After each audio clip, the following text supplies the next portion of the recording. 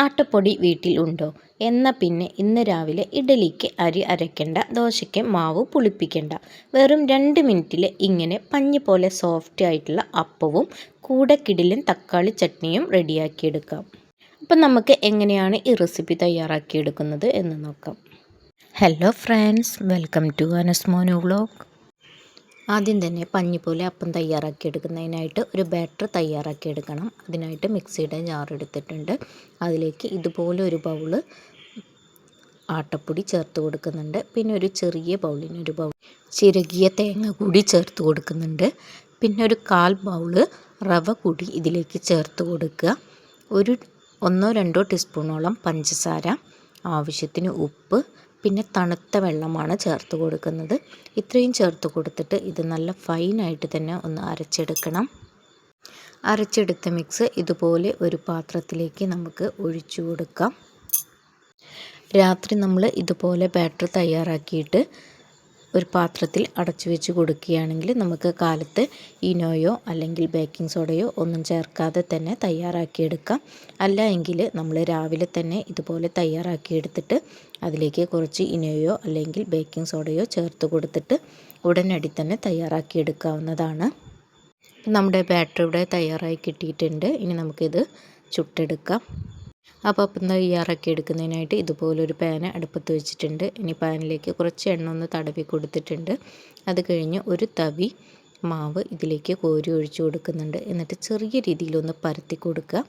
അതിനുശേഷം ഇതുപോലെ ബബിൾസ് വരുന്ന സമയത്ത് നമുക്ക് ഒന്ന് അടപ്പ് വെച്ച് അടച്ചു കൊടുക്കാം.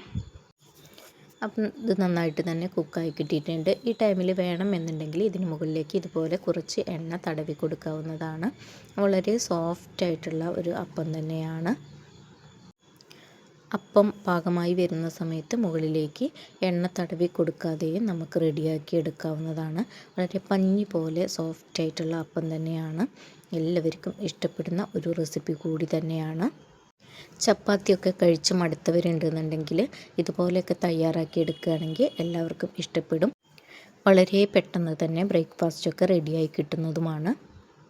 അപ്പം ഞാൻ ഈ മാവ് ഉപയോഗിച്ചിട്ട് ബാക്കിയെല്ലാം ഇതുപോലെ തന്നെ തയ്യാറാക്കി എടുക്കുന്നുണ്ട്. ഈസ്റ്റും സോഡാപ്പൊടിയും ഒന്നും ചേർക്കാതെ തന്നെ വളരെ പെട്ടെന്ന് തയ്യാറാക്കിയെടുത്ത ഈ ബ്രേക്ക്ഫാസ്റ്റ് റെസിപ്പി എല്ലാവർക്കും ഇഷ്ടപ്പെട്ടിട്ടുണ്ടാകും.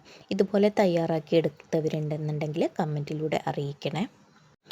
ആദ്യമായിട്ട് വീഡിയോ കാണുന്ന പുതിയ കൂട്ടുകാരാരെങ്കിലും ഉണ്ടെങ്കിൽ സബ്സ്ക്രൈബ് ചെയ്ത് സപ്പോർട്ട് ചെയ്യാനായിട്ട് മറക്കരുത്.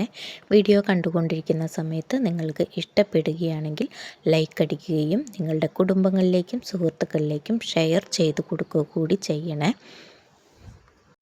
ലൈക്ക് അടിക്കുന്ന സമയത്ത് തൊട്ടടുത്ത് കാണുന്ന ഹൈപ്പ് കൂടി ഒന്ന് പ്രസ് ചെയ്യാനായിട്ട് മറക്കല്ലേ. അപ്പം നമ്മുടെ വളരെ എളുപ്പത്തിൽ തയ്യാറാക്കിയെടുക്കാൻ പറ്റിയ പഞ്ഞി പോലുള്ള അപ്പം ഇവിടെ റെഡി ആയിട്ടുണ്ട്.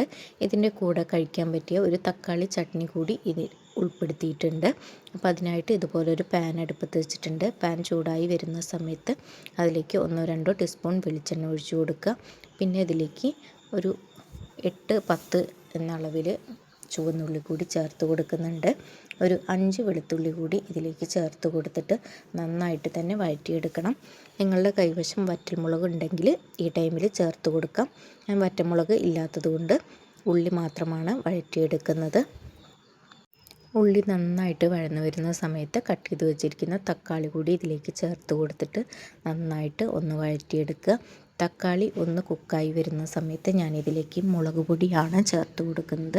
മുളക് പൊടി ചേർത്ത് കൊടുത്തിട്ട് നന്നായിട്ട് തന്നെ ഒന്ന് വഴറ്റിയെടുക്കുന്നുണ്ട്. മുളക് പൊടിയുടെ പച്ചമണമൊക്കെ മാറി വരുന്ന സമയത്ത് തീ ഓഫ് ചെയ്ത് കൊടുക്കുന്നുണ്ട്. എന്നിട്ട് വേറൊരു പാത്രത്തിലേക്ക് ചൂടാറാനായിട്ട് മാറ്റി കൊടുക്കുന്നുണ്ട്. ചൂടാറിയതിന് ശേഷം ഇതുപോലെ മിക്സിയുടെ ജാറിലേക്ക് ചേർത്ത് കൊടുക്കുന്നുണ്ട്. ഇനി ഇതിലേക്ക് ആവശ്യത്തിനുള്ള ഉപ്പ് കൂടി ചേർത്ത് കൊടുത്ത് കുറച്ച് വെള്ളം കൂടി ചേർത്തിട്ട് ഇത് നന്നായിട്ട് ഫൈനായിട്ട് തന്നെ ഒന്ന് അരച്ചെടുക്കുന്നുണ്ട്. ഈ ചട്നി ഒന്ന് താളിച്ചെടുക്കണം. അതിനായിട്ട് ഞാൻ ഈ പാൻ തന്നെയാണ് യൂസ് ചെയ്തിട്ടുള്ളത്. അതിലേക്ക് കുറച്ച് വെളിച്ചെണ്ണ ഒഴിച്ചു കൊടുക്കുന്നുണ്ട്. വെളിച്ചെണ്ണ ചൂടായി വരുന്ന സമയത്ത് കടുക് ചേർത്ത് കൊടുക്കുന്നുണ്ട്. വളരെ പെട്ടെന്ന് തയ്യാറാക്കിയെടുക്കാൻ പറ്റിയ ബ്രേക്ക്ഫാസ്റ്റ് റെസിപ്പികളുടെയും കറികളുടെയൊക്കെ റെസിപ്പികൾ മുന്നേ അപ്ലോഡ് ചെയ്തിട്ടുണ്ട്. അത് കാണാത്തവരൊക്കെ ഉണ്ടെന്നുണ്ടെങ്കിൽ ഒന്ന് കയറി കണ്ട് സപ്പോർട്ട് ചെയ്യുക. കടുക് പൊട്ടി വരുന്ന സമയത്ത് കറിവേപ്പില കൂടി ചേർത്ത് കൊടുക്കുന്നുണ്ട്. അപ്പോൾ നമ്മുടെ താളിപ്പ് റെഡി ആയിട്ടുണ്ട്. ഇനി ഇത് നമുക്ക് ചട്നിയിലേക്ക് ഒഴിച്ചു കൊടുക്കാം. അപ്പോൾ നമ്മുടെ വളരെ എളുപ്പത്തിൽ തയ്യാറാക്കി എടുക്കാൻ പറ്റിയ പഞ്ഞി പോലെയുള്ള അപ്പവും തക്കാളി ചട്നിയും റെഡി ആയിട്ടുണ്ട്. അപ്പോൾ എല്ലാവരും ഈ റെസിപ്പി ഒന്ന് തയ്യാറാക്കി നോക്കുക. എന്നിട്ട് നിങ്ങളുടെ വിലയേറിയ അഭിപ്രായങ്ങളൊക്കെ കമൻറ്റിലൂടെ അറിയിക്കുക. ഇന്നത്തെ റെസിപ്പി എല്ലാവർക്കും ഇഷ്ടപ്പെട്ടു എന്ന് കരുതുന്നു. ഇത്രയും നേരം വീഡിയോ കണ്ട് സപ്പോർട്ട് ചെയ്ത എല്ലാവർക്കും ഒരുപാട് നന്ദി. അടുത്ത നല്ലൊരു വീഡിയോയുമായി കാണുന്നതുവരേക്കും എല്ലാവർക്കും ബായ്.